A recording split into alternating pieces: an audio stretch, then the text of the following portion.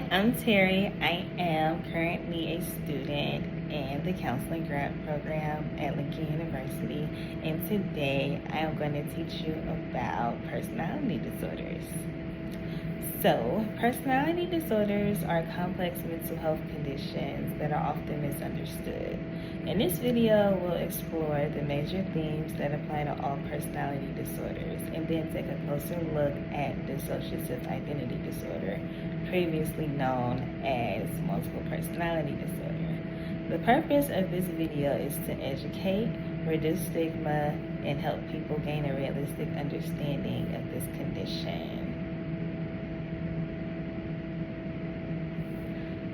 To understand DID, it's helpful to start with the themes that all personality disorders share. First thing is, personality disorders are pervasive. The symptoms affect many areas of life: relationships, emotions, self-image, work, and also decision making. Number 2, they are very enduring. Personality disorders develop in adolescence or early adulthood and remain relatively consistent over time.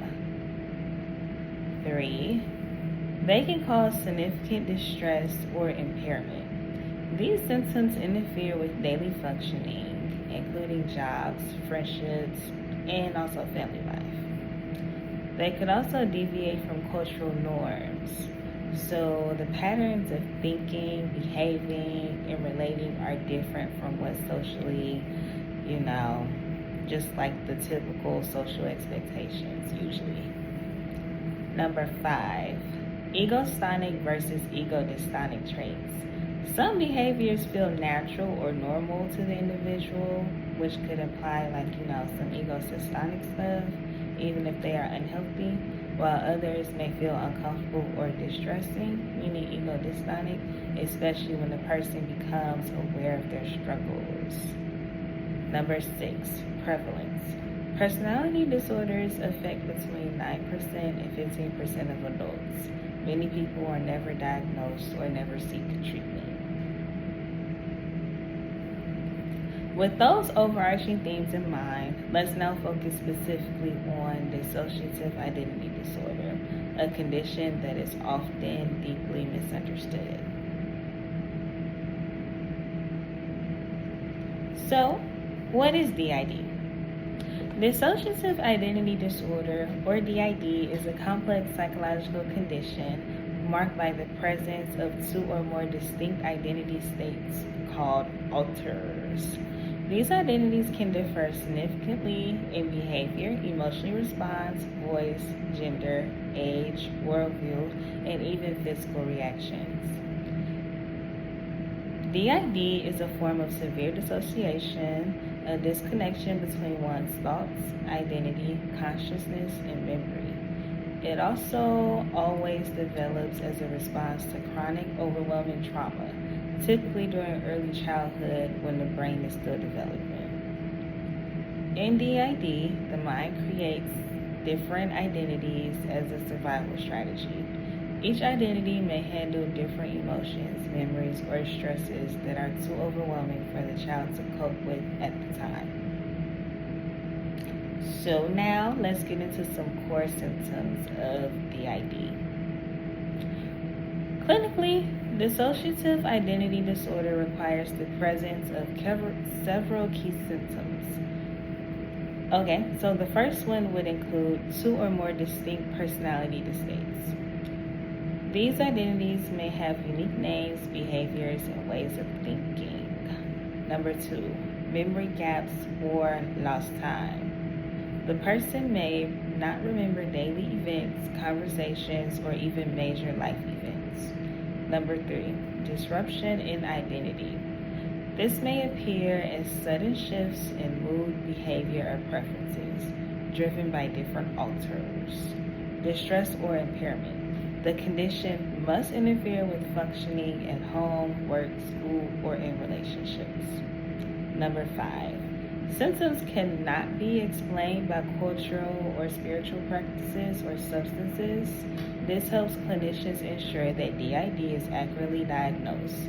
These symptoms can vary greatly in intensity, and the way the disorder presents can look very different from person to person.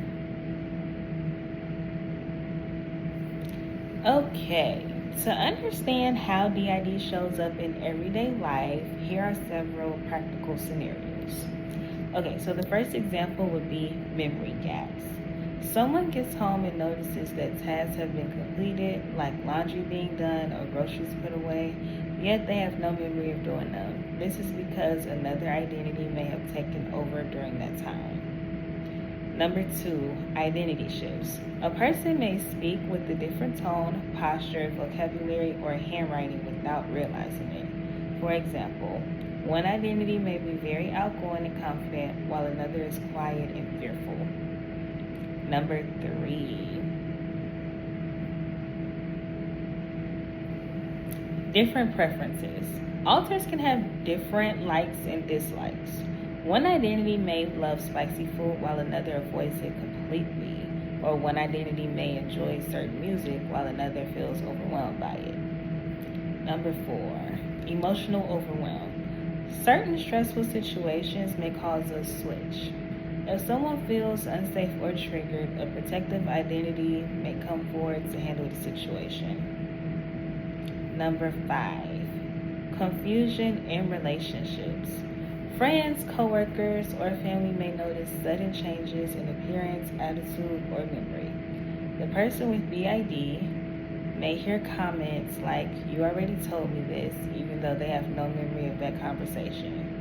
These real-life examples highlight how DID affects functioning, but also how it serves as a coping mechanism created during trauma.